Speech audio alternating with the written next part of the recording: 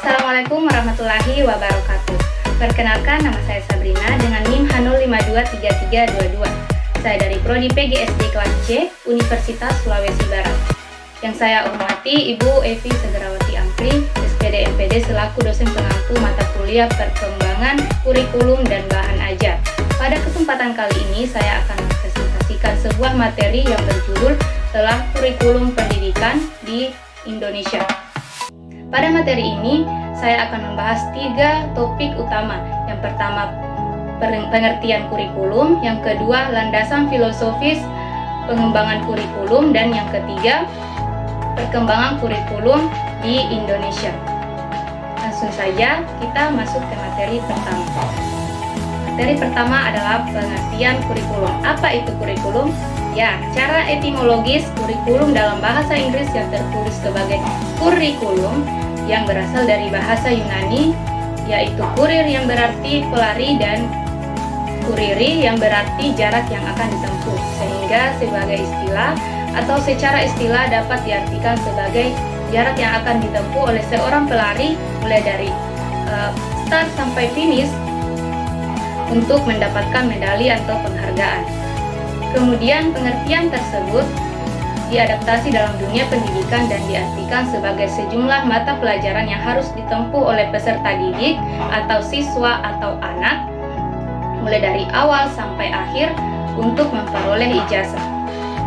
Dalam Undang-Undang Nomor 20 Tahun 2003 Pasal 1 menyatakan bahwa kurikulum merupakan seperangkat rencana atau pengaturan mengenai tujuan, isi, bahan, serta cara yang akan digunakan saat menyelenggarakan pembelajaran agar bisa mencapai tujuan tertentu.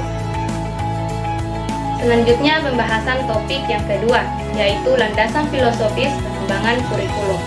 Kurikulum disusun agar memiliki landasan yang kuat, karena dari sinilah mindset kurikulum itu dimulai, bukan kurikulum yang di-copy-paste dari sistem pendidikan negara lain. Pengembangan kurikulum harus dilandaskan dengan landasan yang kokoh, karena ini dapat memengaruhi pencapaian siswa kepada tujuan pendidikan yang diharapkan. Menurut Nasution, bahwa dalam penyusunan dan pengembangan kurikulum tidak lepas dari aliran-aliran yang ada dalam filsafat. Seperti yang pertama, perennialisme. Perennialisme berdiri sejak abad ke-20. Perennialisme mengarahkan pusat perhatiannya kepada kebudayaan ideal yang teruji dan tangguh. Yang kedua, esensialisme. Esensialisme berdiri sejak awal peradaban umat manusia. Esensialisme berpihak kepada fleksibilitas, terbuka untuk perubahan dan toleransi. Kemudian yang ketiga, progresivisme. Progresivisme berdiri sejak tahun 1918. Progresivisme menekankan atau berpendapat bahwa pendidikan harus berpusat kepada siswa, bukannya kepada guru ataupun muatan lainnya. Dan yang keempat, rekonstruktivisme. Dalam bahasa Inggris, artinya menyusun kembali. Aliran ini berusaha untuk merombak tata susunan yang lama dan membangun tata susunan yang baru atau tata susunan yang modern. Aliran ini menekankan cara pemecahan masalah, berpikir kritis, dan lain sebagainya. Selanjutnya pembahasan materi yang ketiga, yaitu pengembangan kurikulum di Indonesia. Pembaruan kurikulum perlu dilakukan, mengingat kurikulum merupakan alat utama untuk mencapai tujuan pendidikan. Harus menyesuaikan dengan perkembangan masyarakat yang senantiasa terus berubah dan terus berlangsung. Menurut Sujana 1993, pada halaman 37, pada umumnya perubahan struktural kurikulum menyangkut 5 komponen utama kurikulum, yaitu yang pertama, perubahan tujuan kurikulum. Yang kedua, perubahan isi dan struktur kurikulum.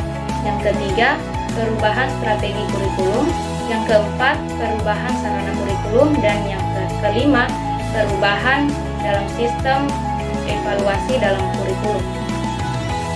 Di Indonesia sendiri sudah mengalami beberapa kali perubahan kurikulum, mulai dari kurikulum pendidikan masa Orde Lama yang mengalami 3 kali perubahan kurikulum, yaitu yang pertama, kurikulum rencana pelajaran 1947, kemudian berubah menjadi kurikulum rencana pelajaran terurai 1952, kemudian berubah lagi menjadi kurikulum rencana pendidikan 1964. Kemudian kurikulum masa Orde Baru yang mengalami perubahan sebanyak 4 kali, yaitu yang pertama kurikulum 1968, kemudian berubah menjadi kurikulum 1974, dan berubah lagi menjadi kurikulum 1984, dan berubah lagi menjadi kurikulum 1994. Kemudian kurikulum pendidikan pada masa Orde Reformasi yang mengalami 3 kali perubahan, yaitu yang pertama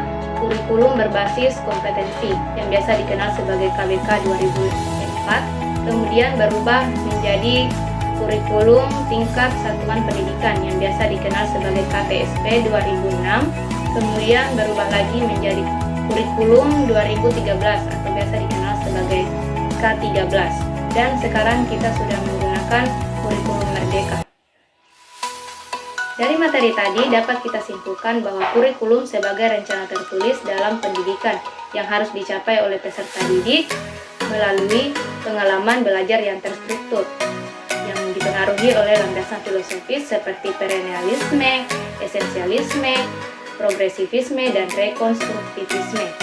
Di Indonesia, kurikulum mengalami perubahan seiring perkembangan zaman, mulai dari pra-kemerdekaan sampai dengan masa reformasi.